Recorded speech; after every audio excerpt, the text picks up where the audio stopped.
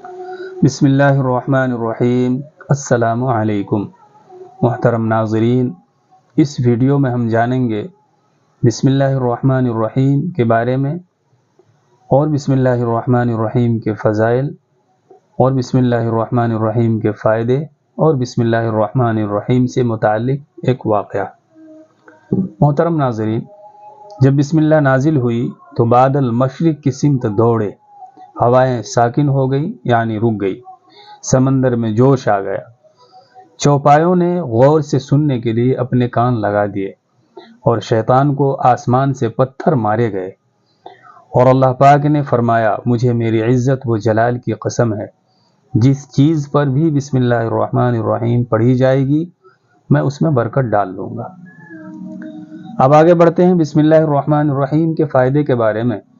رسول اللہ صلی اللہ علیہ وسلم نے ارشاد فرمایا، جو شخص بسم اللہ الرحمن الرحیم کی تلاوت کرتا ہے تو اللہ پاک بسم اللہ الرحمن الرحیم کے ہر حرف کے بدلے میں اس کے نامہ اعمال میں 4000 نیکیاں لکھ دیتا ہے، اور اس کے 4000 گناہ معاف فرما دیتا ہے، اور اس کے 4000 درجات بلند فرما دیتا ہے۔ محترم ناظرین، اللہ پاک نے 104 آسمانی کتابیں جو نازل فرمائی ہیں، 100 صحیفے ہیں اور 4 بڑی کتابیں ہیں، ان کی ساری باتیں، جتنی بھی باتیں ان میں لکھی ہیں، وہ ساری کی ساری باتیں بسم اللہ الرحمن الرحیم میں موجود ہیں۔ محترم ناظرین اور سامعین، آپ سب سے گزارش ہے کہ ویڈیو میں آگے بڑھنے سے پہلے میرے چینل کو سبسکرائب کریں۔ محترم ناظرین اور سامعین، بسم اللہ الرحمن الرحیم کے بارے میں ایک واقعہ آپ کے سامنے رکھتا ہوں۔ کہا جاتا ہے کہ کسی علاقے میں قحط سالی آ گئی، اور اس قحط سالی کا صرف انسانوں پر ہی اثر نہیں پڑا، بلکہ انسان، جانور سب اس قحط سالی کا شکار ہو گئے۔ جو آدمی جانور پالتے تھے وہ بہت پریشان تھے۔ اس دوران ایک مسجد کے مولوی صاحب نے جمعہ کے دن تقریر میں بہت ہی یقین کے ساتھ یہ باتیں بتائی کہ بسم اللہ الرحمن الرحیم پڑھ کر اگر دریا کو حکم دیا جائے تو وہ بھی نافرمانی نہیں کرتا۔ اس تقریر سننے والوں میں ایک چرواہا بھی موجود تھا، وہ بھی تقریر سن رہا تھا۔ مولوی صاحب کی یہ بات اس کے دل میں اتر گئی، اور اس بات پر اس کا یقین کامل بن گیا۔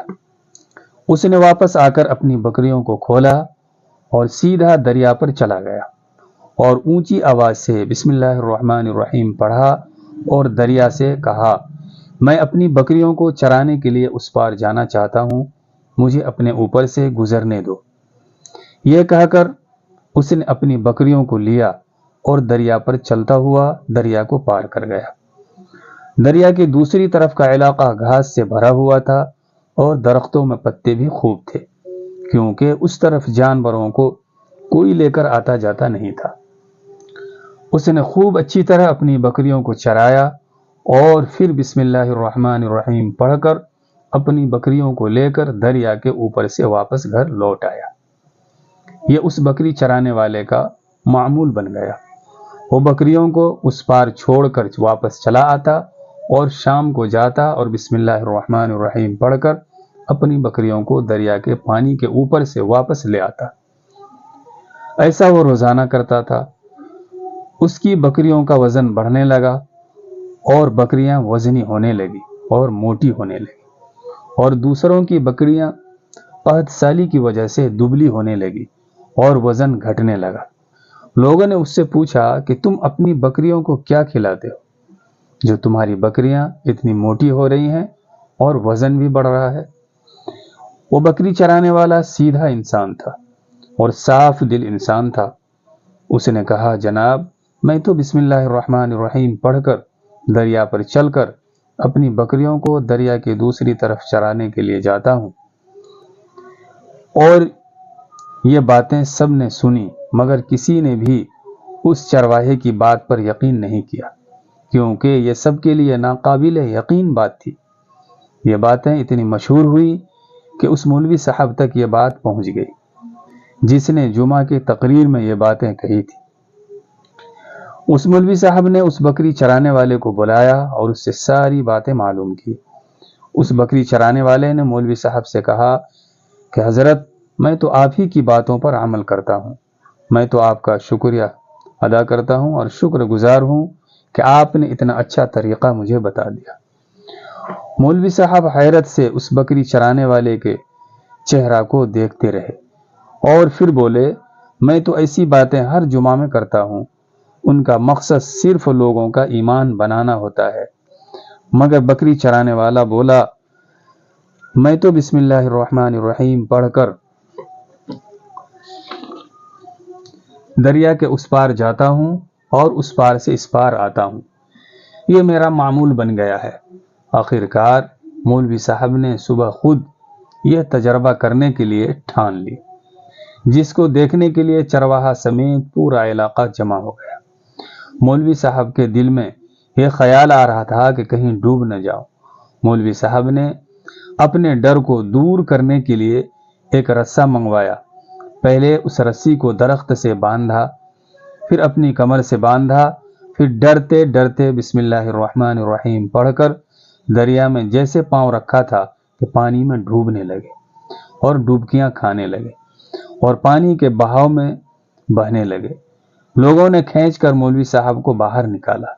مولوی صاحب کی اس بات نے بکری چرانے والے کو حیران و پریشان کر دیا اور بولا، مولوی صاحب کہ بسم اللہ کو کیا ہو گیا؟ بکری چرانے والے نے بسم اللہ الرحمن الرحیم پڑھا اور اپنی بکریوں کو لے کر دریا کے اوپر چلا گیا۔